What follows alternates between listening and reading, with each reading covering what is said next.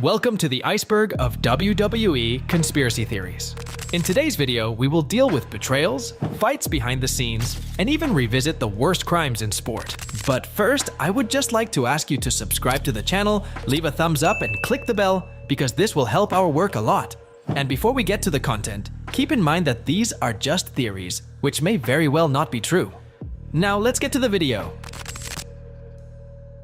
Lesnar's streak ending.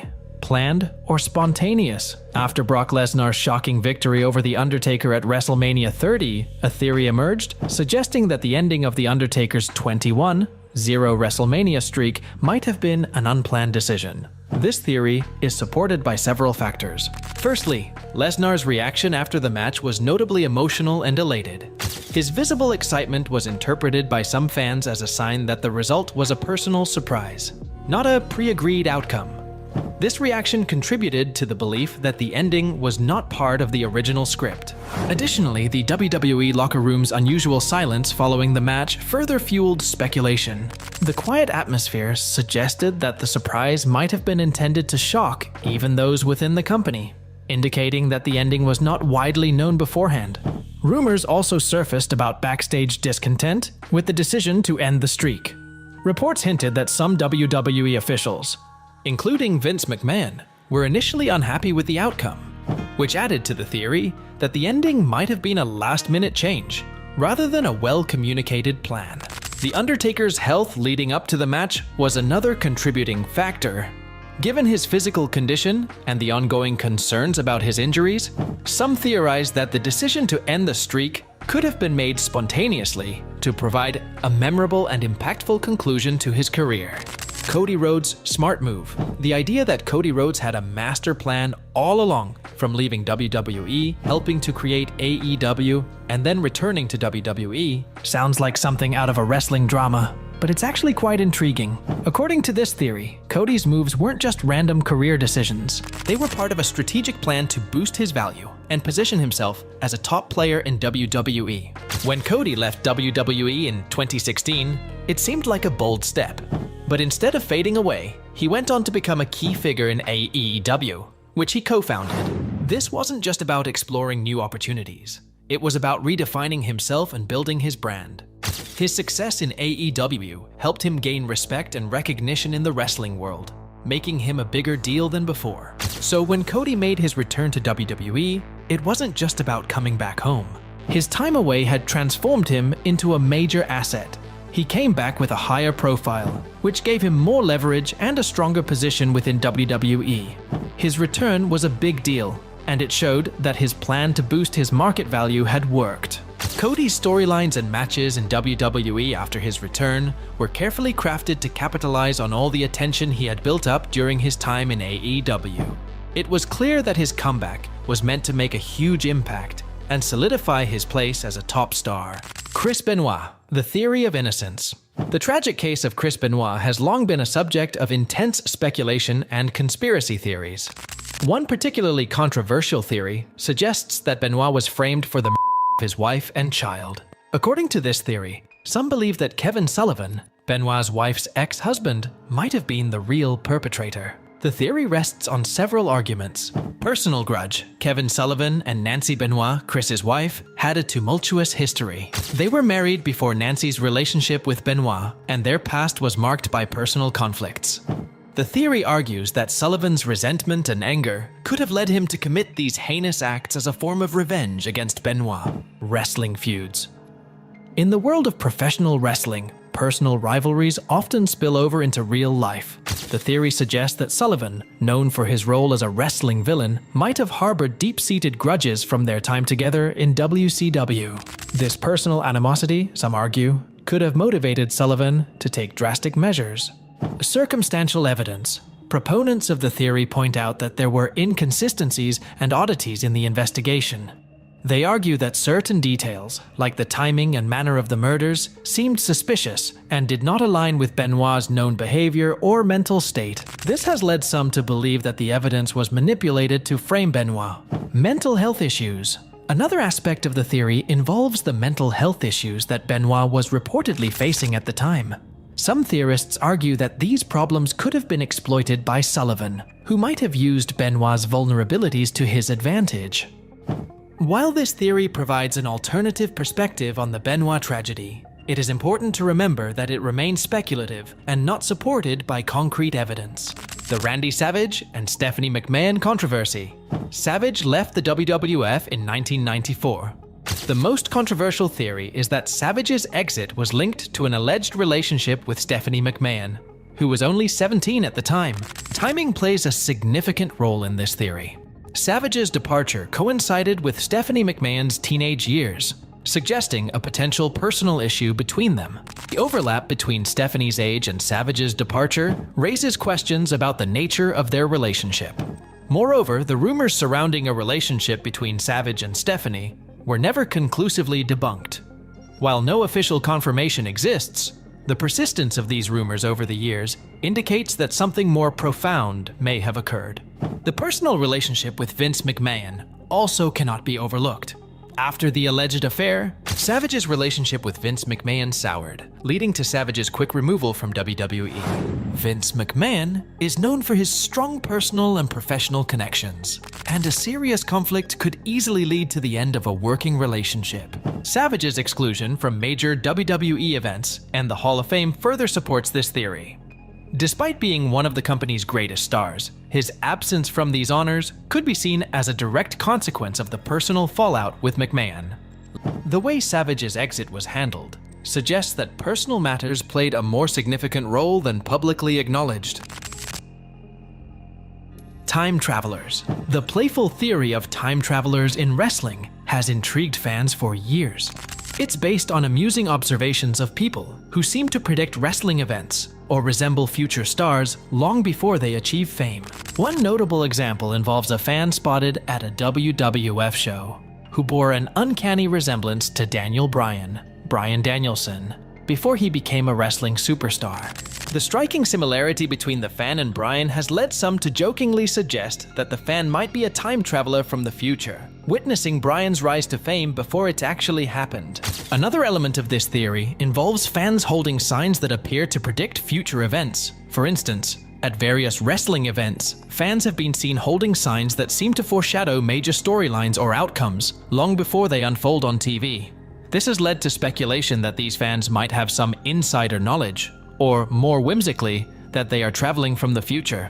Vince McMahon covering up a The theory surrounding Vince McMahon covering up a suggests that he used his power and resources to protect Jimmy Snuka, one of WWF's biggest stars, from being charged in the 1983 death of Nancy Argentino. Argentino, Snuka's girlfriend, died under suspicious circumstances, with Snuka as the primary suspect. Despite evidence pointing toward foul play, including a coroner's report labeling her death as a no charges were filed at the time. Critics of the situation argue that McMahon, recognizing Snuka's value to WWF, intervened to prevent the scandal from derailing his company. Allegedly, McMahon met with authorities following the incident, after which the investigation lost momentum, raising suspicion that legal proceedings were quietly swept aside. This theory has lingered for decades, casting a shadow over the case and suggesting that McMahon played a direct role in ensuring Snuka avoided justice. Vince McMahon sent the NWO to kill WCW. Vince McMahon supposedly sending Kevin Nash and Scott Hall to WCW to sabotage it. That theory comes from the timing of their jump to WCW just when WWF was struggling, and then boom, Nash and Hall helped create the NWO, which took WCW to new heights.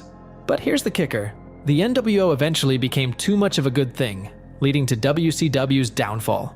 People think Vince sent them in, knowing they'd blow it all up from the inside. Plus, after WCW went under, Nash and Hall were welcomed back into WWE without skipping a beat, almost like they were never really on the other side to begin with.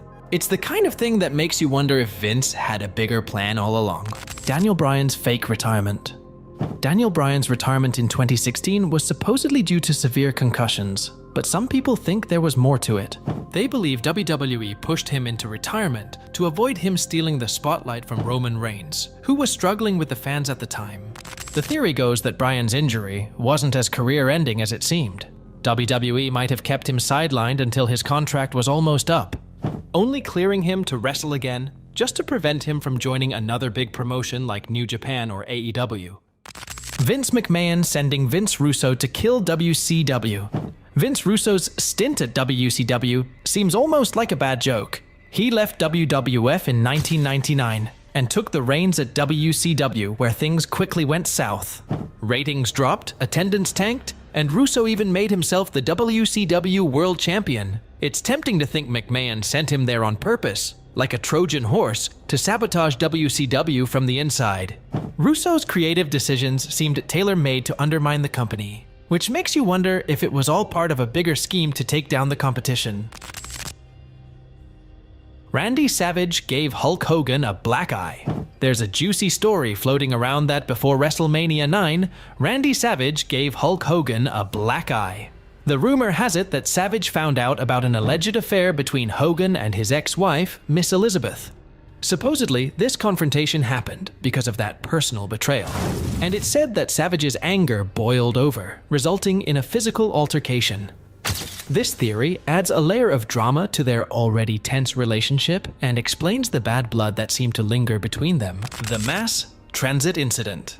The Mass Transit Incident unfolded during an ECW house show on November 23, 1996. Axl Rotten and Devon Dudley were set to face Mustafa Saeed and New Jack, but Rotten was unavailable due to a family emergency. Enter Eric Koulas, known as Mass Transit, who deceived ECW officials into believing he was a trained wrestler and 21 years old when he was actually 17. Koulas, lacking the skills to safely blade himself, asked New Jack to do it. New Jack went overboard, causing Koulas to bleed heavily and cut 2 arteries. The match was halted after Koulas's father demanded it, leading to a rushed hospital visit. New Jack was sued, but the case went in his favor. New Jack later expressed no remorse for the incident, highlighting its brutal nature. Jim Cucknet. The term Jim Cucknet appears to be a nickname used by those who dislike Jim Cornette, though the exact origin and usage are unclear. It seems to be a derogatory term without much context or specific meaning, and there's not much concrete information about why this name is used. The Montreal Screwjob was a work. The Montreal Screwjob, a notorious incident from the 1997 Survivor Series, is rumored by some to have been a planned event. Bret Hart, the reigning WWF champion, was set to lose his title in his hometown but wanted to drop it the next night instead. The theory suggests that Hart was aware of the plan and that the Screwjob was orchestrated to serve everyone's interests. Shawn Michaels would become a major heel, Vince McMahon would enhance his villainous persona, and Bret Hart would secure a lucrative WCW deal. However, this theory is debunked by the fact that the Screwjob was a genuine breach of trust that exposed the backstage workings of WWE. Who bombed Vince McMahon's limo? On June 11, 2007, WWE staged an angle where Vince McMahon's limo exploded as he entered it. Initially intended to lead to McMahon's on-screen death, the storyline evolved into a plot where McMahon faked his death to test who truly cared about him. The plan included Mr. Kennedy being involved. However, the storyline was scrapped following the tragic deaths of Chris Benoit and his family, as it was considered inappropriately timed. Katie Vick. The Katie Vick storyline is widely regarded as one of WWE's worst. Triple H accused Kane of being a murderer, claiming he killed a woman named Katie Vick in a drunk driving accident. The storyline took a dark turn when Triple H aired a disturbing segment where he pretended to engage in neck the mannequin, complete with grotesque props. This storyline is often cited as a low point for WWE, reflecting poorly on their creative direction at the time. New Jack. Jerome Young, known as New Jack, was famous for his extreme wrestling style and no-nonsense attitude. Known for his violent and intense matches in ECW, New Jack's reputation as one of wrestling's most unapologetically tough figures is well-earned. He passed away from a heart attack in May at the age of 58, and his legacy as a groundbreaking and controversial wrestler remains significant. Haku's stories. Haku, a Tongan professional wrestler, is legendary for his toughness and intimidating presence. Known for stories of his resilience and strength, like breaking handcuffs and enduring mace attacks without flinching, Haku is often described as one of the most formidable wrestlers. The tales of his bar fights and unyielding demeanor add to his reputation as a truly badass figure in wrestling. Hulk Hogan's racist tapes. In July 2015, Hulk Hogan was released from WWE following the leak of a 2012 sex tape, where he used racist language and made derogatory remarks about his daughter's boyfriend. Hogan's apology and subsequent return to WWE in 2018 did little to erase the damage to his reputation. The incident has left a lasting mark, leading to a loss of respect from many in the wrestling community. JBL bullying. John Bradshaw Layfield, known as JBL, has faced accusations of bullying from various individuals, including Mauro Ranallo, The Miz, and Justin Roberts. This behavior garnered significant attention, with fans calling for JBL's dismissal. In response, JBL's role in WWE diminished, and he stepped down from commentary in 2017, amid growing scrutiny of his conduct. Speaking out. The Speaking Out movement began in June 2020, exposing instances of emotional, physical, and abuse within wrestling promotions like WWE, AEW, ROH, Impact, New Japan, NWA, and Chikara. It was sparked by allegations against David Starr, leading to his firing and title stripping. The movement revealed stories from over 70 wrestlers and staff, prompting promotions to take abuse allegations more seriously, and resulting in the termination of several accused individuals. Owen Hart death footage. During the Over the Edge 1999 pay-per-view, Owen Hart tragically fell 78 feet to his death when his harness malfunctioned. The incident, captured by the main camera, was not shown to viewers as WWE aired a vignette instead. The footage is stored in WWE's video archives, with strict instructions for it to never be viewed, destroyed, or copied. Only amateur photos and audio from the Spanish announce team which captured their horrified reaction are available. Lita's early training.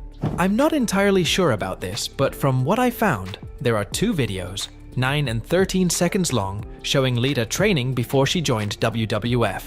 The origins of these videos are unclear, but one comment mentioned that they wouldn't be shown without payment. The plane ride from hell photos. Just a disclaimer. Dark Side of the Ring released an episode about the plane ride from hell before this was written. Some information may not be covered here. The plane ride from hell is infamous for how wrestlers were heavily intoxicated, causing chaos on the plane. This included Mr. Perfect and Brock Lesnar having a grappling match and nearly opening the emergency exit mid-flight, as well as Ric Flair harassing flight attendants. The incident was so severe that some individuals involved were released afterward. Former wrestler Justin Credible reported paparazzi at JFK Airport taking photos after the flight, including one of Scott Hall being wheeled out in a wheelchair. However, no photos from the event have surfaced. There were two Kanes. Aside from the imposter Kane gimmick, many assume multiple people portrayed Kane following his unmasking in 2003 due to the character's leaner physique. In reality, it was just one person, the Shockmaster. The Shockmaster was a character in early 90s WCW, notorious for one of the worst botched debuts ever. He was introduced during Ric Flair's A-Flair for the Gold segment to hype a War Games match. As Sting called out the Shockmaster, he emerged from a wall, tripped on a piece of wood, and his helmet fell off, causing the live crowd to laugh. This moment is considered a classic example of botched wrestling debuts. WCW audio-only PPVs. From 1997 to 1998, WCW held 6 audio-only events available on their website, with the first 2 events being free and the remaining 4 requiring PPV purchase.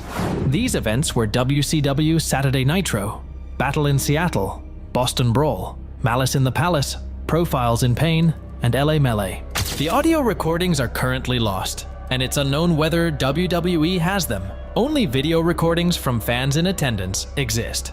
Chris Benoit Tribute Show. The Chris Benoit Tribute Show was a 3-hour special aired on June 25th, 2007, the day after Benoit's family was found dead. The show had no fans in attendance and featured notable matches and comments from fellow wrestlers. It was never aired again, following revelations that Chris Benoit his family and then himself. WWE erased the tribute from their network, replacing it with a special edition of Raw featuring championship matches from that year. The episode is particularly disturbing because, according to Dark Side of the Ring, police already knew it was a homicide while the tribute was airing. Jim Ross remarked, "We tried to honor his family. We tried to honor his fans, but we didn't have the full story. Shame on us for that, I guess." Reflecting on the tribute, it is haunting that WWE honored a The Curtain Call. The Curtain Call occurred on May 19th, 1996 at Madison Square Garden during a house show. Shawn Michaels faced Diesel in a steel cage match. After the match, Scott Hall and Triple H entered the ring and celebrated together, breaking kayfabe in front of the crowd, particularly at Madison Square Garden. This caused significant backstage outrage, leading to disciplinary action from Vince McMahon to maintain credibility. The heat fell on Triple H as Nash and Hall were leaving for WCW, and Shawn Michaels was the WWF champion at the time. This demotion of Triple H led to Stone Cold Steve Austin being given the opportunity to win the King of the Ring and deliver his iconic Austin 3:16 promo, becoming a major star of the Attitude Era. Stone Cold Briefcase Mystery. At King of the Ring, 1997, Stone Cold Steve Austin competed against the McMahons in a handicap ladder match. As Austin climbed the ladder, an unknown entity raised the briefcase. Many assumed it was the Big Boss Man, who was fired from the corporation a week prior, but rehired the next night. The mystery remains as it wasn't explicitly stated who was responsible for raising the briefcase. Daniel Puter. Daniel Puter, a retired professional wrestler and winner of Tough Enough Season 4, is included in the iceberg due to an incident on SmackDown. During an amateur wrestling match with Kurt Angle, Puter put Angle in a Chimera lock. To avoid embarrassment, Angle pinned Puter awkwardly, resulting in Puter's victory. This upset Angle, and Puter was released less than a year later. Vince McMahon, Michaels' love affair. An urban legend suggests that Shawn Michaels and Vince McMahon were secretly gay lovers. This is not true and lacks credible sources. Chris Benoit's seizure. This refers to a moment during the first Money in the Bank ladder match, when Chris Benoit performed a flying headbutt on Kane from a 16-foot ladder. This move opened Benoit's stitches, causing him to shake uncontrollably. The incident is unsettling, especially considering what happened 2 years later. Vince McMahon massage parlor allegations. In January 2006, an employee from the Tanza Bar Tanning Salon in Boca Raton, Florida, accused Vince McMahon of misconduct, including groping and trying to kiss the employee and showing Lou D photos of himself. The case was dropped due to a lack of evidence, and the incident eventually faded from public memory. Bret Hart's Sunny Days. Bret Hart's Sunny Days refers to a promo by Shawn Michaels leading up to their match at King of the Ring 1997, which never happened due to Bret Hart's knee surgery. Michaels made a comment about Bret Hart having sunny days, implying an affair with WWE diva Sunny. Bret Hart's response to this has been ambiguous, and he has mentioned he wished he had had an affair with Sunny, who was widely regarded as attractive.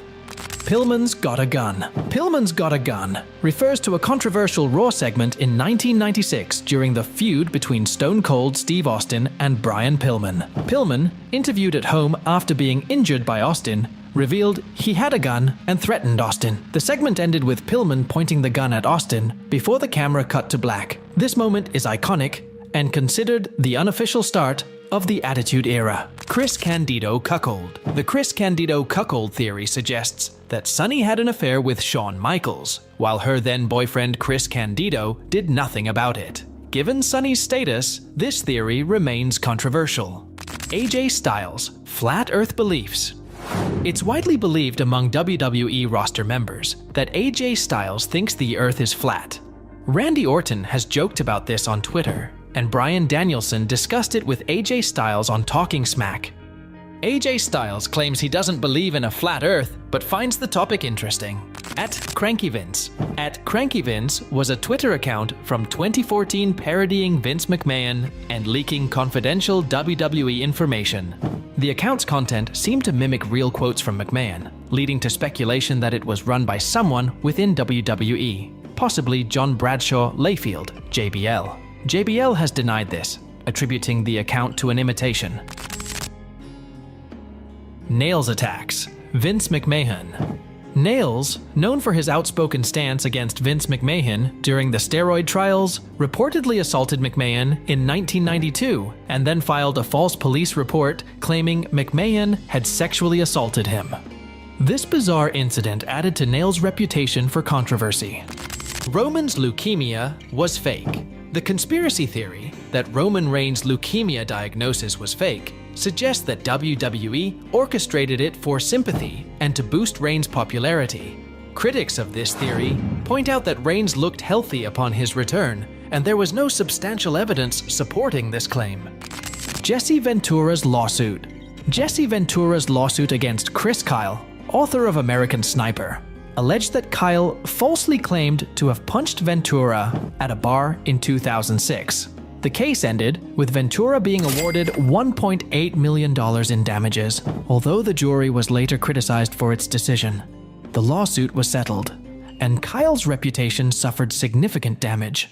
WWE's failed ECW revival. In 2006, WWE attempted to revive ECW as a separate brand, but it failed to capture the original ECW's spirit. Fans and critics alike considered the revival a commercial failure due to its lackluster booking and focus on WWE's existing talent rather than the rebellious underground spirit of the original ECW. Brutus Beefcake's parasailing accident. In 1990, Brutus Beefcake was involved in a parasailing accident, resulting in serious injuries that required reconstructive surgery. The accident caused Beefcake's career to temporarily stall, and many speculated about the severity of his injuries. Despite this, he made a partial return to wrestling after his recovery. The Click Incident. The Click Incident refers to the backstage fallout following the Curtain Call incident. The Click, a backstage group consisting of Shawn Michaels, Triple H, Kevin Nash, Scott Hall, and others, was known for their influence and controversial behavior.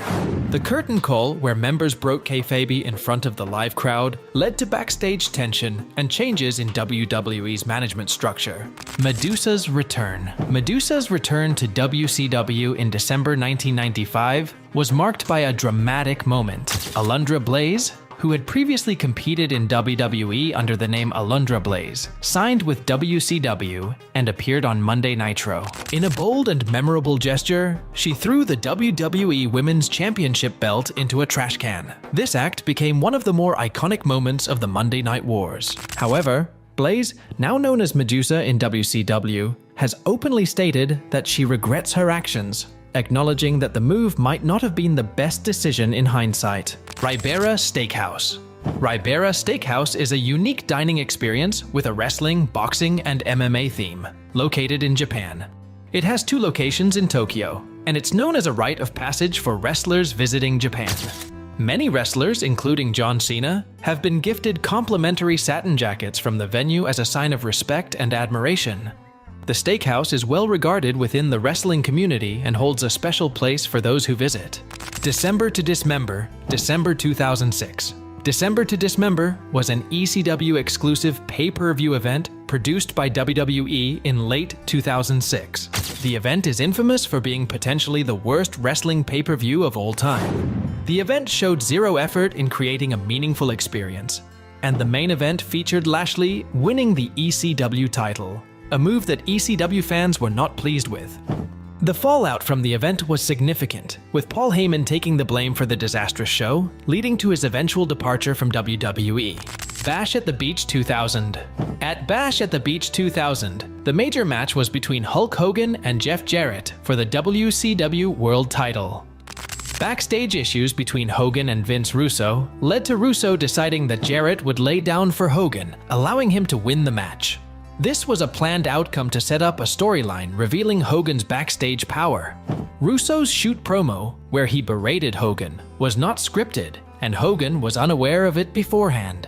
This event led to Hogan's departure from WCW and a subsequent defamation lawsuit. Hulk Hogan's "We're Coming For You." The phrase "We're coming for you" is linked to a promo by Booker T during WCW's Spring Stampede pay-per-view in 1997. In the promo, Booker T declared, "Hulk Hogan, we're coming for you," and then used a racial slur.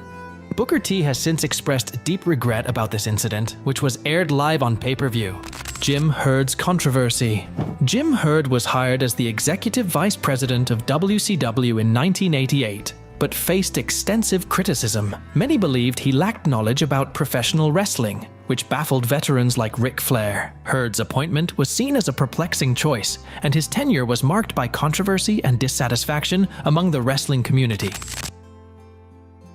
Burning Hammer. The Burning Hammer is a wrestling move executed from an Argentine backbreaker rack position. The wrestler delivering the move falls sideways, driving the opponent's head into the mat. The move is considered highly dangerous, and WWE has imposed a strict ban on it, only allowing it under certain circumstances.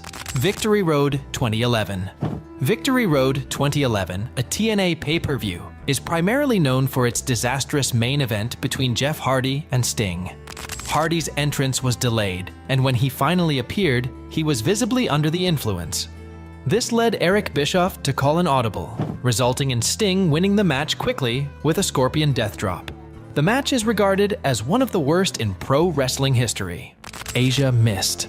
Asia Mist involves the act of spitting colored liquid into an opponent's face. This spot is commonly used in Japanese wrestling, but has also appeared in WWE, performed by wrestlers like Tajiri and Asuka. The mist is typically stored in a capsule carried by either the referee or the wrestler until it is time for the spot. August 1st Warning. The August 1st Warning was a TNA storyline promoting a mystery man set to debut on August 1st, 2013. The reveal was that MMA legend Tito Ortiz was the mystery man, which was met with a lackluster reaction from the TNA audience. The anticlimactic reveal highlighted the disconnect between the promotion and its fans. Strong Style versus King's Road. Strong Style and King's Road are two prominent wrestling styles in Japan. Strong Style is characterized by stiff, hard-hitting wrestling that aims to look as legitimate as possible. In contrast, King's Road emphasizes slower-paced, psychologically driven brawling. These styles represent different approaches to professional wrestling in Japan. WWF Hotel and Casino. Towards the end of the Attitude Era, WWE proposed opening their own hotel and casino in Las Vegas. Although WWE purchased a property with plans for transformation, the proposal never progressed beyond the planning stage. The project was ultimately abandoned when the proposal failed to materialize. Jake Roberts' Demons. Jake the Snake. Roberts is well known for his battles with alcoholism and substance abuse, which severely impacted his life for several years. Despite these struggles, Roberts has managed to overcome his demons and has been clean for some time. He occasionally appears on AEW TV, reflecting on his journey and recovery. Heroes of Wrestling.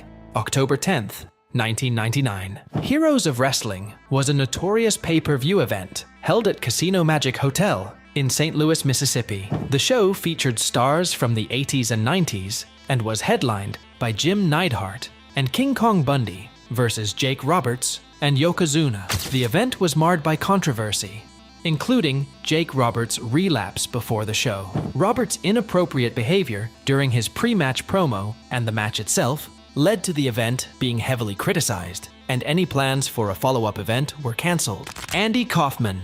Andy Kaufman was an entertainer who made a notable impact in the wrestling world through his feud with Jerry the King Lawler. This feud is considered one of the most famous wrestler versus celebrity feuds of all time, and significantly benefited both Kaufman's and Lawler's careers, as well as the wrestling scene in Memphis. CM Punk's piledriver on John Cena. For a long time, the piledriver was banned in WWE. However, during a Raw match between CM Punk and John Cena in 2013, Punk performed the move on Cena, shocking fans worldwide. Reports indicate that Vince McMahon was furious about Punk's decision to use the banned maneuver. Raven and WrestleMania 17 incident. Raven was involved in a significant mishap during WrestleMania 17. He was driving a golf cart during a hardcore match featuring Kane, The Big Show, and himself.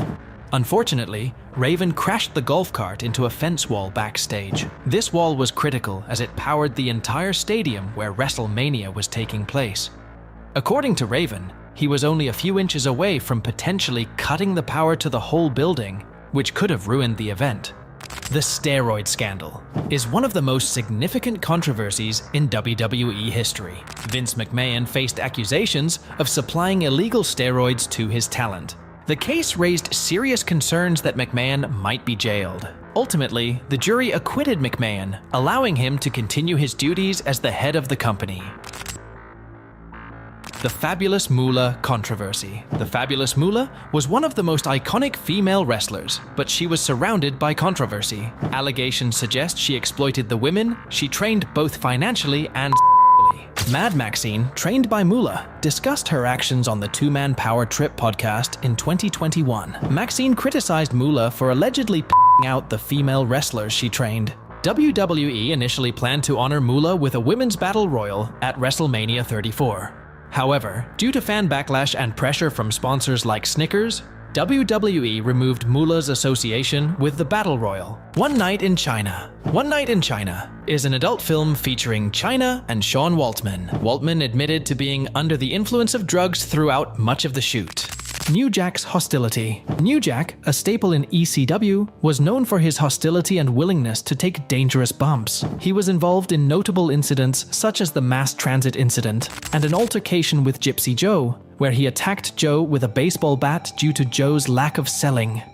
Ion Croitoru's legal troubles. Ion Croitoru, a Canadian wrestler, is known for his extensive legal issues. He was a member of the Satan's Choice biker gang and was convicted of assault, cocaine trafficking, and bombing a police station. He was arrested for murder, but the charges were dropped due to lack of evidence. In 2009, he was arrested for conspiring to murder the Bacon brothers and later charged with first-degree murder for killing Jonathan Barber. Ring boy scandal. In the 1990s, Terry Garvin was accused of sexually harassing an underage ring boy. The boy was fired after refusing Garvin's advances.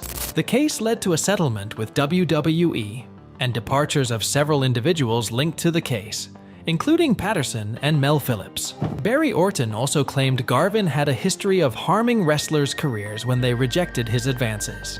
Global Force Wrestling's master tapes. In 2019, Jeff Jarrett sued Impact Wrestling and its parent company, Anthem, for deleting the master tapes of Global Force Wrestling's Amped series, which Jarrett had produced. He valued each of the 16 hours of footage at $300,000 per episode, making the alleged loss nearly $5 million. The trial ended in a mistrial, and Jarrett and Impact eventually reached a settlement in early 2021. Dino Bravo's organized crime. After leaving pro wrestling, Dino Bravo reportedly entered organized crime, allegedly working for the notorious Cotroni crime family. He was shot and killed in his home in March 1993. Gaia Girls Documentary 2000. The documentary, released in 2000, caused controversy by depicting the brutal and sinister training methods used for top female wrestlers in Japan. The film highlighted the mistreatment of young girls, providing a poor PR image for Japanese pro wrestling. Mitsuharu Misawa's death. Mitsuharu Misawa's tragic death occurred during a 2009 tag team match between his team and Saito and Bison Smith. Misawa was motionless after a back suplex, and despite CPR efforts, he passed away. Reports indicated that Misawa had been working hurt for an extended period, and the injury from the suplex severed his spinal column. Hayabusa's injury. Hayabusa suffered a career-ending injury during a match with Suzaki. Attempting a springboard moonsault, Hayabusa lost his footing and landed on his neck, fracturing 2 vertebrae and leaving him paralyzed. This injury was a significant setback for pro wrestling in Japan. Herb Abrams' downfall. Herb Abrams founded the Universal Wrestling Federation in 1980, despite having no experience in the wrestling industry. He gained a reputation for failing to pay those he worked with, and his shows were poorly received. Abrams developed paranoia and died from a heart attack in police custody in 1996. The original Screwjob. Before the Montreal Screwjob, an incident occurred between the Fabulous Moolah and Wendy Richter. Richter was scheduled to defend the women's title against a mysterious figure known as the Spider. The match went off script, leading to a quick pinfall by the Spider, who was revealed to be Moolah in disguise. It is believed this was a plan by Vince McMahon after Richter refused to sign a new contract. Richter left the arena and never spoke to Mueller again. Tommy Dreamer's dark plan. In April 2001, Tommy Dreamer was in a dark place and planned to take his anger out on Paul Heyman. Dreamer intended to jump the barricade at WrestleMania 17, shoot Heyman, and then end his own life. Thankfully, he did not follow through with these plans and is now in a better place. Cinderblock Incident. In 2018, during the Lucha TV event, wrestler Dominio threw a real concrete block at his opponent, Servo. The impact caused serious injuries, requiring brain surgery to remove a blood clot. Gino Hernandez's death. Gino Hernandez passed away in 1986, initially appearing to be a homicide. However, it was later declared an overdose, leading to skepticism from friends and family. Legendary wrestler Michael Hayes expressed doubts about the official cause of death. Great Antonio versus Antonio Inoki. The Great Antonio, known for his strength, faced Antonio Inoki in a match where Inoki began no-selling Antonio's offense. Inoki retaliated with legitimate strikes, leaving Antonio severely injured. The death of Abismo Negro. Abismo Negro's death led to various conspiracy theories. After a bus ride to Mexico City in March 2009, Abismo demanded to be left off the bus at 1:30 a.m. He texted his wife about being lost, and his body was later found floating down a river. The official cause of death was an anxiety attack, potentially triggered by steroids. Some fans and historians suspect foul play, with theories suggesting someone used Abismo's phone to text his wife before abandoning his body. Kane the Undertaker's original name. When The Undertaker originally signed with WWE, he was set to be called Kane the Undertaker. He even appeared in a match on Wrestling Challenge with this moniker. However, the name was eventually shortened to The Undertaker. The name Kane would later be used in 1997 with the arrival of The Undertaker's sinister half-brother, Ox Baker's Heart Punch. Ox Baker was known for his finisher, the Heart Punch, a strike to the chest area. Despite its seemingly benign nature, it was involved in the deaths of two wrestlers. In 1971, Baker's Heart Punch resulted in the death of Alberta Terrence, who suffered a ruptured pancreas. 5 years later, Baker's Heart Punch was linked to the death of Ray Gunkel, who had an undiagnosed arteriosclerosis. The punch led to severe heart trauma and contributed to Gunkel's death. Chris Benoit's Wikipedia page edits. Before the Chris Benoit incident became public knowledge, there were disturbing Wikipedia edits that surfaced 14 hours before the police entered the Benoit home. The edit suggested Benoit was replaced due to personal issues stemming from the death of his wife, Nancy. The IP address of the edit was traced to Connecticut, where WWE's headquarters are located. While the editor apologized and claimed it was a coincidence, conspiracy theories suggest prior knowledge of the incident. Kevin Sullivan's divorce storyline. In the 1990s, Kevin Sullivan booked a storyline in WCW where his wife, Nancy, known as Woman, left him for Chris Benoit. This was a reflection of real-life events, as Nancy left Sullivan for Benoit. Despite their real-life conflict, Sullivan maintained professionalism, not allowing personal feelings to affect his in-ring behavior towards Benoit. The Lost Golden Age of Lucha Libre footage. The Golden Age of Lucha Libre, spanning the 1950s and 60s, remains largely lost due to Mexico City's ban on airing such footage. Wrestling historians lament the loss of this significant era in professional wrestling history. The Von Erich Curse. The Von Erich family is infamous for the so-called Von Erich Curse, a supposed evil curse that has led to the untimely deaths of several family members. David, Kerry, Mike, and Chris Von Erich all passed away at young ages, with Chris being only 21 years old when he ended his own life. A trainee's death at a Japanese dojo. In 1995, a trainee named Hiromitsu Gonpei died at a Japanese dojo under the supervision of Kensuke Sasaki. Gonpei was reportedly beaten and repeatedly suplexed, resulting in severe head trauma. Sasaki was not formally charged, and his career continued without interruption. Dragon Gate's Monkey Scandal. In 2009, a scandal rocked Dragon Gate when it was revealed that wrestlers had abused a monkey kept as a mascot. The monkey was reportedly burnt with a lighter and scalded with boiling water. The disturbing footage was uploaded online, and the monkey was eventually rehomed. Dragon Gate president Takashi Okamura took a self-imposed pay cut in response.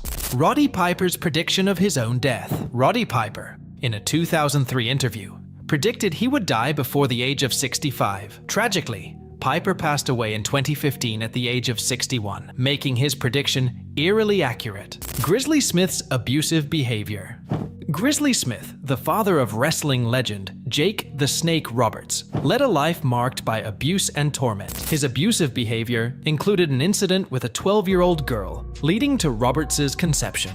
Smith's mistreatment of Roberts during his childhood contributed to Roberts' struggles with alcohol and drugs. The ending of Superfire Pro Wrestling Special. The Superfire Pro Wrestling Special video game features one of the darkest endings in video game history. Instead of a celebratory conclusion, the game ends with the main character taking his own life after realizing he has no one to celebrate with. Act Yasukawa vs. Yoshiko Incident. In February 2015, a match between Act Yasukawa and Yoshiko for the World of Stardom title ended in a no contest. Yoshiko began to legitimately assault Act Yasukawa, leading to the match being stopped and Act Yasukawa being rushed to the hospital due to the severity of the injuries. Miss Elizabeth's Miss Elizabeth, involved in a problematic relationship with Lex Luger, passed away in 2003 at the age of 42. The cause of death was acute toxicity due to mixing painkillers with alcohol. Some fans believe Luger may have been more involved in her death than what is officially reported. Buck Zumhoff's criminal charges. Buck Zumhoff is one of the most detestable figures in wrestling history. He was jailed twice in the 1980s for misconduct involving minors, and later charged with 12 counts of criminal misconduct, including his daughter starting from when she was just 15 years old. Zumhoff attempted to flee the courtroom during sentencing, but was tackled by officers. He was sentenced to 25 years in prison. And that concludes our iceberg. Which topic did you find the most interesting? Let us know in the comments below. And if you liked this video, don't forget to click the like button, subscribe to the channel, and hit the notification bell so you don't miss any of the amazing videos that will be released. That's all for today, folks. See you soon.